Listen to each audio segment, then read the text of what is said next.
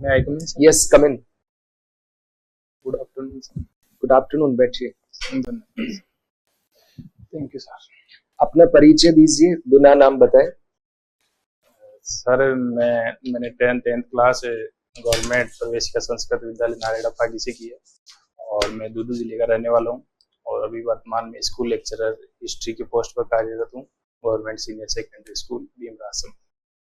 तो आपने बीए किया है क्या हिस्ट्री और इनसे? नहीं सर, मैंने बीएससी किया है मैथमेटिक्स। बीएससी करके फिर हिस्ट्री के लेक्चरर कैसे बन गए आप? जी सर, बीएससी के बाद में मैं आरएस की तैयारी करने लगा और उसके बाद में मैंने ये हिस्ट्री विषय पढ़ा और उसके बाद में तैयारी के साथ मुझे जैसे एमएससी करने में थोड़ी दिक्कत हुई, उसी समय मेरी जॉब लग गई थी तो मैंने हिस्ट्री से नॉन कॉलेजिएट एमए किया और उसके बाद फिर मैंने स्कूल लेक्चरर का एग्जाम दिया। ओके। पहले आप विलेज डेवलपमेंट ऑफिसर थे और फिर वर्तमान में आप लेक्चरर हैं हिस्ट्री के। सर वीडियो कब से कब तक रहे आप? जी सर, वीडियो में 2019-20 में रहा, 2019 के अंत से 2020 में। ग्रामीण विकास के लिए वीडियो की क्या भूमिका है? जी सर, ग्रामीण विकास के लिए वीडियो जो भी राजस्थान सरकार या केंद्र सरकार की योजनाएं हैं पंचायती राज विभाग ग्रामीण विकास की, तो वो पंचायत स्तर पर उनके इम्प्लीमेंटेशन का काम करता है। कि कोई 5 योजनाएं बताइए केंद्र सरकार की जो वीडियो के तौर पे आप इम्प्लीमेंट कर रहे थे। जी सर, इसमें पहले नंबर पे है स्वच्छ भारत मिशन, दूसरा है प्रधानमंत्री आवास योजना और तीसरा जो सर जो एफएफसी का फंड होता है, कौन सा? फाइनेंस कमीशन का फंड होता है, उसके तहत भी ग्रामीण विकास के काम किए जाते हैं। योजनाओं के नाम बताइए, जो सबसे बड़ी योजना है वो भी नहीं बताए आप अभी। जी सर, उसमें मनरेगा सबसे बड़ी योजना। और काम किए थे या केवल ऑफिस जाते थे? नहीं सर, काम किए। और राज्य सरकार की कोई योजनाएं 5? सर, राज्य सरकार की योजनाओं में जो मुख्यमंत्री आदर्श ग्राम योजना थी वो थी और इसके अतिरिक्त जो फाइनेंस कमीशन का जो काम था, राज्य सरकार की जो कंक्रीट सड़कें थी उनका काम था, तो ये उनके थे। ओके, स्मार्ट विलेज जी, ये क्या होते हैं? जी सर, स्मार्ट विलेज जो ग्रामीण पंचायतों के तहत ग्राम पंचायती राज विभाग द्वारा ये काम किए जा रहे थे, जिसमें जो एक निश्चित आबादी के तहत गांव चुने जाते थे पॉपुलेशन के आधार पर और उनमें जो भी बेसिक कम्युनिटीज थी वो डेवलप की जाती थी। स्मार्ट विलेज में क्या क्या चीजें कंपलसरी हैं कि अगर ये चीजें हैं तो हम उसको स्मार्ट विलेज कहेंगे? जी सर, स्मार्ट विलेज में मुख्यतः जो स्वच्छता थी इससे जुड़ा हुआ काम था और जो सामुदायिक शौचालय थे उसमें और हर घर टॉयलेट थे, पेयजल की जो व्यवस्था थी वो प्रॉपर तरीके से हो और जो इंटरनेट की सुविधा है, जो ऑनलाइन कार्य थे वो गांव में विकसित हो। ठीक है। अभी आप स्कूल एजुकेशन डिपार्टमेंट में लेक्चरर की पोस्ट पे हैं। जी सर। और इतिहास पढ़ाते हैं। जी। तो मुझे थोड़ा सा न्यू एजुकेशन पॉलिसी अभी आई है, तो भारत में आजादी के पहले और आजादी के बाद तक जो एजुकेशनल रिफॉर्म्स हुए हैं उनका इतिहास बताइए। जी सर, इसमें मुख्यतः आजादी के बाद में राधाकृष्ण आयोग आया।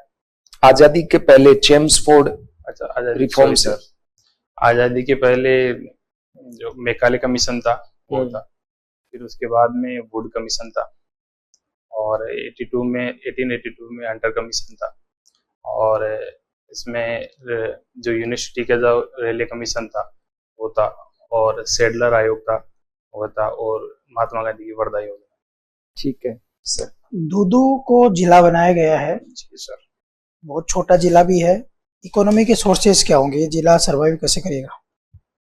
जी सर, अभी वर्तमान में दूदू में जो खनन वगैरह है तो उसमें जो किस प्रकार का, कौन कौन से खनिजों का? जी सर, अभी वर्तमान में वहाँ पे ग्रेनाइट निकला है तो ग्रेनाइट का खनन होने लगा है और बाकी इकोनॉमिक रिसोर्सेज इतने नहीं है दूदू में, ये राज्य सरकार पे ज्यादा डिपेंडेंट है। तो आपको लगता है फिर तो गलत बना दिया दूदू को जिला, क्योंकि बिल्कुल भी रिसोर्सेज नहीं है तो दूसरे राज्य सरकार पर एक तरह से डिपेंड हो जाएगा। जी सर, इसमें जो जिले होते हैं तो उनमें अगर इकोनॉमिक रूप से डिपेंड होते हैं तो वहाँ डीएमएफटी का फंड होता है जिससे काफी विकास कार्य करवाया जा सकता है। कौन सा फंड बताया आपने? DMFT, district mineral fund trust. तो ये तो वही यूज हो सकता है जहाँ पे मिनरल्स निकलते हो। जी सर। तो फिर दूदू में कैसे यूज होगा? दूदू में तो इतने मिनरल्स बता ही नहीं रहे हो। इसके अलावा भी सर राजस्थान सरकार और केंद्र सरकार है वो जिलों का पैसा देती है, और जिला परिषद पंचायत समिति इनके थ्रू काम किए जाते हैं, और नगर परिषद के थ्रू काम किए जाते हैं, और राजस्थान सरकार के विभिन्न डिपार्टमेंट हैं उनके काम किए जाते हैं। अगर DMFT फंड हो और मिनरल्स का पैसा हो तो वो जिला थोड़ा तेजी से एक संत है दादू जी, जी एक है जाम्बो जी, जी दोनों में क्या सिमिलरिटीज है? जी सर, दोनों निर्गुण संत थे और इनका समयावधि भी मध्यकाल में रहा, और इनके जो पंथ थे, जो इनके बाद में जो दादू पंथ पढ़ा, और उसके बाद उन्होंने जो जो वो जाम्बो जी थे तो उनके भी जो विष्णुई पंथ पढ़ा तो नहीं, वो इनकी थोड़ा। कोई सबसे बड़ी समानता यदि आप कहो तो क्या कहना चाहोगे? ये दोनों एक ऐसा क्षेत्र जहाँ दोनों एक तरह से दिखते हैं आपको, जी सर, भक्ति आंदोलन में दोनों दिखते जो भक्ति आंदोलन। आप पंचायती राज डिपार्टमेंट में आपने काम किया है, हैं। जी पंचायती राज डिपार्टमेंट का नाम पंचायती राज ही है या फिर पूरा और कुछ नाम है इसमें? जी सर, पंचायती राज और ग्रामीण विकास विभाग। दो अलग अलग हैं इसमें। जी तो आप जब एज ए वीडियो के रूप में काम करते थे तो आप पंचायती राज से संबंधित कोई दो योजना जो आप डील करते थे, और रूरल डेवलपमेंट से संबंधित कोई दो योजना जिनको आप डील करते थे? सर, रूरल डेवलपमेंट में मुख्यतः मनरेगा होती थी, और जो SBM का काम था वो था, और पंचायती राज में जो ग्राम सभाएं थी तो उनके थ्रू जो जो प्रतिनिधित्व था तो वो बढ़ाना हो। नरेगा में किस प्रकार के कार्य, कच्चे कार्य किए जाते थे, पक्के कार्य भी किए जाते थे? जी सर, इसमें दोनों प्रकार के कार्य किए जाते थे, जिसमें इसका एक हिस्सा था कि ये पक्के कार्य किए जाएंगे और दूसरे हिस्से में कच्चे कार्य किए जाते। तो उनकी स्वीकृति का प्रोसेस क्या था? जी, नरेगा के जो कार्य होते हैं उनकी स्वीकृति का प्रोसेस है, जो ग्राम पंचायत है वहां से प्रस्ताव बनाकर पंचायत समिति भेजा जाता था और वो जिला परिषद से स्वीकृत होता। ऑडियो बुक सुनते हैं आप? जी सर। कौन कौन सी बुक्स सुनी है आपने? जी सर, इन दिनों मैंने जो फाइनेंस से संबंधित बुक्स है, पर्सनल फाइनेंस की, वो सुनी। क्या ये कोई चार्जेबल ऐप होते हैं? जी सर, ये चार्जेबल है। तो इससे क्या फायदा होता है? जी जी सर, इससे 2-3 फायदे होते हैं कि जैसे मेरा खाली समय होता है तो मैं इसमें ऑडियो बुक सुन लेता हूँ। दूसरा है कि मुझे जैसे सफ़र में ट्रेवल करता हूँ, मेरी पोस्टिंग दूर है तो वहाँ सफ़र में भी मैं सुन लेता हूँ, वहाँ बुक रखना पॉसिबल। तो ऐसा तो नहीं होता कि आपकी रचनात्मकता पे प्रभाव डालता है? जो आपका खाली समय, जिस समय आप रचनात्मक हो सकते हैं, उस समय आप किसी और के विचार सुन रहे होते हैं। जी सर, इससे एक तरह से रचनात्मकता को बढ़ावा ही मिलता है और वो प्रॉपर वे में थोड़ा प्रोफेशनल तरीके से हो जाता है। गोडाउन को बचाने के लिए क्या प्रयास कर रही है सरकार? जी सर, गोडाउन को बचाने के लिए जैसे 3 जगह पे गोडाउन पाए जाते हैं, तो वहाँ पे जो ये संरक्षित क्षेत्र है, राजस्थान सरकार ने उनको सोर सेनवारा में और जो जोधपुर में है तो वहाँ पे संरक्षित क्षेत्र घोषित किया है। और इसके आप थोड़ा तेज बोलिए जिससे मैं आपको सुन सकूं। Sorry sir. तो जो 3 क्षेत्र हैं जहाँ पे गोडाउन पाए जाते हैं तो वहाँ पे संरक्षित क्षेत्र घोषित किया भी हाल ही में राजस्थान सरकार ने। तो मुख्यतः सर मुझे यही है। पर्यावरणीय आंदोलन चल रहे हैं इस समय दुनिया में कोई? जी सर। आपको जानकारी है? जी सर, पर्यावरणीय आंदोलनों में कुछ मुहिम चल रही है, जैसे नोबेल पुरस्कार विजेता ग्रेटा थनबर्ग की तरफ से, और G20 के सम्मेलनों में इनमें भी पर्यावरण प्रमुख मुद्दा बनकर उभरा है। हमारे यहाँ क्यों नहीं चलते? मतलब हमारे देश में पर्यावरणीय आंदोलन इतने ज्यादा क्यों नहीं चलते? लोगों का कंसर्न कम है पर्यावरण को लेकर। जी सर, ये एक कारण हो सकता है। चलिए, बीएड का जो पाठ्यक्रम है उसको 4 वर्षीय करने की बात की जा रही है। जी सर। क्या वजह है? जी सर, इसमें जो बीएड का पाठ्यक्रम है तो नई शिक्षा नीति में इसको 4 वर्षीय करने के लिए ग्रेजुएशन के साथ ही बीएड है, तो उसको जो प्रॉपर वे है जो 4 वर्ष है उसमें किए जाने की, यानी अभी इम्प्रॉपर वे में हो रहा है जो बीएड है। जी सर, पहले ये 1 वर्षीय होती थी और उसको सही तरीके से और वर्ल्ड मानकों पे करने के लिए इसको 2 वर्षीय किया गया था। अब इसमें जो समय था तो वो 3 + 2 5 वर्ष का समय लगता था। पिछले शनिवार को आपके स्कूल में नो बैग डे की क्या गाइडलाइन थी? जी सर, पिछले शनिवार को नो बैग डे में जो क्षितिज प्रोग्राम था तो उसके तहत 3-4 एक्टिविटी होती है, तो उसमें जो भाग बांट के 9 से 12 तक। आप इतिहास के विद्यार्थी रहे हैं जी। तो आप 1935 के एक्ट की वो बातें बताइए जो अभी भी लागू है देश में। जी सर, 1935 का एक्ट है, तो उससे काफ़ी बातें हैं जो इसका जो मूल आप ढांचा तो पॉइंट टू पॉइंट बताइए कि ये और ये 4 पॉइंट बताइए। है। सर, एक तो राज्यपाल का पद जो ठीक है। वहीं से लिया गया है। दूसरा जो द्विसदनीय व्यवस्था है, वो वहीं से ली गई। और जो संसदीय व्यवस्था है, तो वो 1935 से ली गई। और जो न्यायपालिका है वर्तमान में, तो वो लेकिन तब तो 19 इसका काफी विरोध हो रहा था कि ये तो बिना ब्रेक की गाड़ी है, बिना इंजन की गाड़ी है, फेल्ड बैंक का चेक है। तब तो हमने विरोध किया, फिर हमने इसको अपना लिया। जी सर, इसको परिष्कृत करके अपनाया गया है। और जो व्यवस्थाएं जो बी आर अम्बेडकर साहब ने इसके जवाब देते हुए कहा कि जो व्यवस्था चल रही है और उसको अच्छी तरह अपने अनुभव कर लिया है और वो सही है, तो उसे अपनाने में कोई हर्ज नहीं है। तो इसी प्रकार विभिन्न देशों के संविधान जो अपनाए गए यहाँ पे। स्कूली बालिकाओं को फ्री मोबाइल दिए जा रहे हैं। जी कौन सी क्लास से कौन सी क्लास तक दिए जा रहे हैं? सर, ये 9 से 12 तक और कॉलेज ठीक के है, लिए। इसके नुकसान क्या होंगे बच्ची? सर, नुकसान में तो जो कुछ कमी है, नुकसानों में तो मुख्यतः बच्चा ज्यादा एडिक्ट हो सकता है मोबाइल चलाने के लिए। ये मुख्यतः नुकसान हो सकता है। और लाभ क्या होंगे? लाभ में सर जो सरकारी स्कीम्स हैं उनके प्रति जो अवेयरनेस है वो बढ़ेगी। दूसरा है कि जो ऑनलाइन स्टडी अगर कहीं से करनी चाहे बालिकाएं, तो वो मेरा एक उस आखिरी सवाल है आपसे। जी प्रौढ़ शिक्षा कार्यक्रम में स्कूलों को क्या उत्तरदायित्व दिया गया है? जी सर, प्रौढ़ शिक्षा कार्यक्रम में जो प्राइमरी स्कूल्स है वहाँ पे जो साक्षरता कार्यक्रम है उसके सिर्फ तहत। प्राइमरी स्कूल्स को ही दिया गया है? सर, मुझे जहाँ तक ध्यान है प्राइमरी। चलिए ठीक है सर। आपने इतिहास में एमए किया हुआ है। जी अशोक का दम वर्तमान में कितना प्रासंगिक है?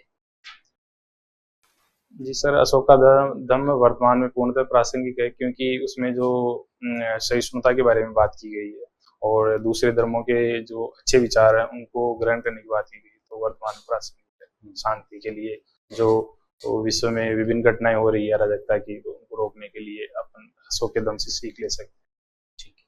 महात्मा गांधी ज्यादा व्यवहारिक हैं या कौटिल्य ज्यादा व्यवहारिक हैं? जी सर, सिद्धांत दोनों के ही बढ़िया थे, पर व्यवहारिकता में कहा जाता है कि कौटिल्य के सिद्धांत है वो ज्यादा थोड़े व्यवहारिक थे। तो महात्मा गांधी की कुछ बातें हैं जो थोड़ी आदर्शवादी, जैसे रामराज जी जैसे तो ये चलिए, महात्मा गांधी का कोई भी एक सिद्धांत बता दीजिए जिसे जीवन में अपनाया जा सकता पूरी तरह से। जी सर, जो महात्मा गांधी का जो समत्व भाव का जो सिद्धांत है उसको अपनाया जा सकता है। ठीक है। क्या विभाजन को टाला जा सकता था? जी सर, विभाजन को टालने के लिए बहुत प्रयास किए गए, महात्मा गांधी द्वारा भी खूब प्रयास किए गए। और इसके बाद भी ये व्यवहारिकता में सरदार पटेल और नेहरू जी ने कहा कि विभाजन तय है, और उसके बाद में विभाजन की जो रोकने के पूर्ण प्रयास किए गए थे, उसके बाद विभाजन रोका। अभी वर्तमान में विभाजन विभीषिका दिवस मनाया जाता है। जी कब मनाया जाता है? सर, 14 अगस्त को। 14 अगस्त को मनाया। आप राजस्थान में राजसमंद में कितने टाइम से रह रहे हैं? जी सर, मैं राजसमंद में 2 साल से रह रहा हूँ। 2 साल से। झील देखी है आपने राजसमंद की? सॉरी सर, मैंने जी नहीं देखी। अच्छा, राजसमंद झील मतलब आप प्रॉपर राजसमंद में ही रह रहे हैं? नहीं सर, मैं राजसमंद के जो भीम गाँव है वहाँ पे रहता हूँ। अच्छा, यहाँ भी। ठीक है। फिर राजसमंद जाने का आपका काम या नहीं होगा। चलिए, कोई दिक्कत नहीं। ये चुनावों में जो फ्री में रेवड़ियां बांटी जाती है, जी आप इनका किस तरह से पक्ष लेते हैं? सही है? जी सर, अगर इसके अलग अलग व्यू देखे जा रहे हैं तो मेरी तरफ से जो व्यवहारिक चीजें हैं और जिनके लिए माननीय मुख्यमंत्री महोदय भी कह रहे हैं कि जो सामाजिक न्याय है या सोशल सिक्योरिटी है वो जनता को प्रोवाइड करवाने का समय आ गया है, और विभिन्न सरकारें कार्य कर रही है। तो इसमें जो व्यवहारिकता के आधार पर जो चीजें दी जा रही है फ्री में भी, अगर महिलाओं के लिए जैसे बस में यात्रा फ्री हो, तो ये चीजें व्यवहारिक है, क्योंकि जो हमें जो जेंडर इक्वलिटी ये बढ़ानी है, तो इसके लिए।